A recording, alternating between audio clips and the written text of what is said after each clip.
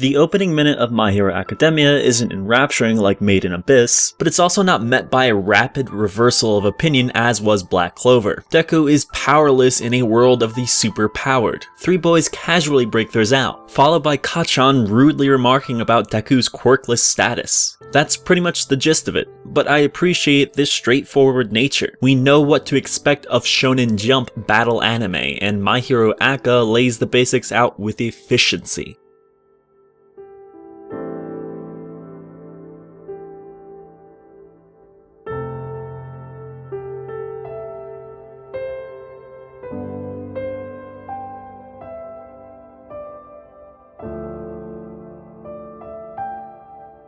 Post-OP, Deku spews an exposition dump about the origin of superpowers, how prolific they've become, and the business of heroes which has sprouted as a result. This isn't the best way to convey the information, but it's told succinctly. We cut back to the villain tearing up the town as multiple heroes with varying powers make dramatic introductions. There are a handful of immediate takeaways here. Firstly, the heroes have drastically different powers that come with equally different specialties, such as Death Arms the punching hero and Backdraft the rescue specialist. It takes the best part of X-Men, the enormous and diverse cast, and gives it a coat of anime paint, that paint being a truly great visual design. So let's break out the old silhouette test, shall we? Look at the silhouette of Deku, or any other of the major characters of this first episode. We know exactly who they are based on this information alone. Now let's look at Black Clover's Asta and Yuno, who blend in with the extras of any given shonen anime. I'm about to dive into some really simple ideas on what makes good character design. It's nothing too complex, but if you'd like a video that provides a more in-depth first step, check the Super Eye Patch Wolf link listed in the description. While My Hero Aka falls more clearly under the superhero genre, traditional battle anime is not that far off from the core tenets of superheroes. Looking cool is important in both instances. Think about why your favorite shonen characters are so beloved. For me, it's Hisoka, the sociopathic jester of Hunter x Hunter. Hisoka's design is made up of numerous sharp angles, expressing his aggressive personality. His clothes and makeup are a mixture of bright and inviting colors and playful symbology. Mix this with his aggressive side and we get the sort of crazy who lets children with plenty of combat potential grow so that one day he can revel in the slaughter of them. With Deku, the first aspect that stands out is his hair. It's frazzled, suggesting he is quick to panic and often nervous. More subtle are the freckles beneath his eyes, something usually correlated with children or innocence. Finally, his eyes. Deku's are large and round, reaffirming us that he is inviting and harmless,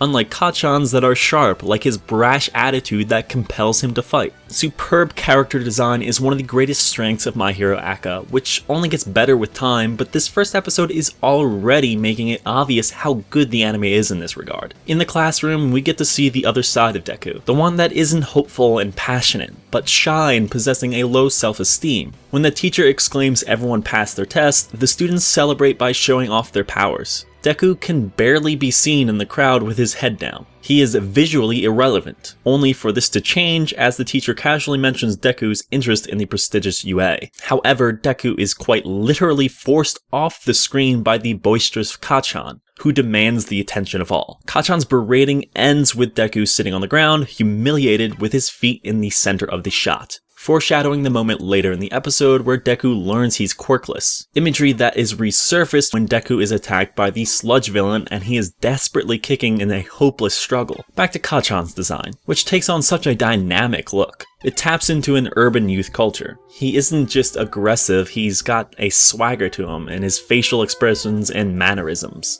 His attitude exudes in every frame. If My Hero Aka took place 20 or 30 years ago, Kacchan would fall right in with the Yankee culture. The way he walks with his hands tucked in his pockets and chest puffed out, how he condescendingly places a single hand on Deku's shoulder. This is all played up to a comedic effect that makes Kacchan one of my favorite characters. During his after-class talk with Deku, the backing music is a playful hip-hop beat, further cementing the point. Then comes a happy memory. A very young Deku skidding around the corner with an All Might figure in hand, jumping up and down, back and forth, pleading with his mom to let him use the computer. As she finds the video he wants, Deku is sitting in the chair, banging his head with a rabid excitement. The face itself is deliriously humorous, but the subtle animation deserves equal appreciation. The way Deku's head slams into the back of the computer chair, letting out a soft puff as the fabric and cushion squishes and the seat rocks back. It's a little relatable detail, particularly to a millennial audience. We've all begged our parents to use the computer, becoming uncontrollably hyped for something that our guardians find fairly mundane. An All Might video is to a 5-year-old Deku as any jersey, poster, card, video game, or memorabilia bearing the Ken Griffey Jr. name is to a similarly aged me. The sort of thing I'd consume with unadulterated joy, not the least bit marred by the inevitable cynicism we all develop as we age. Once I get my quirk, I want to be just like him. A line Deku screams. One that makes me think of my childhood dream of being a professional baseball player. I emulated Griffey to great detail, wearing number 24, keeping my hat backwards in practice, and even attempting to imitate the purest swing in baseball. Once more diving back into character design as we close out the episode, I'd be doing my job incorrectly if I failed to mention All Might. When Deku is watching the video as a kid, All Might's face is shrouded in darkness. You wouldn't be wrong for thinking this is just them obscuring the larger-than-life hero in the way that legends or myths do. That their greatness is on such a level the most human aspect is dehumanized and made into a untouchable paragon. This continues when All Might saves Deku, which does fall in line with the mythos angle, but there's another layer. From everyone's perspective, not just Deku's,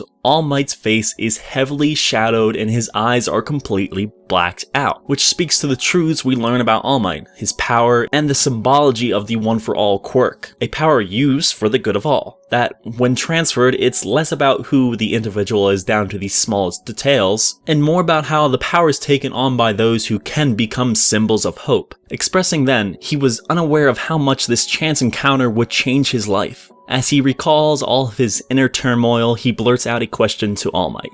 Even if I don't have a quirk, can I become a hero? Can even someone without a quirk be like you?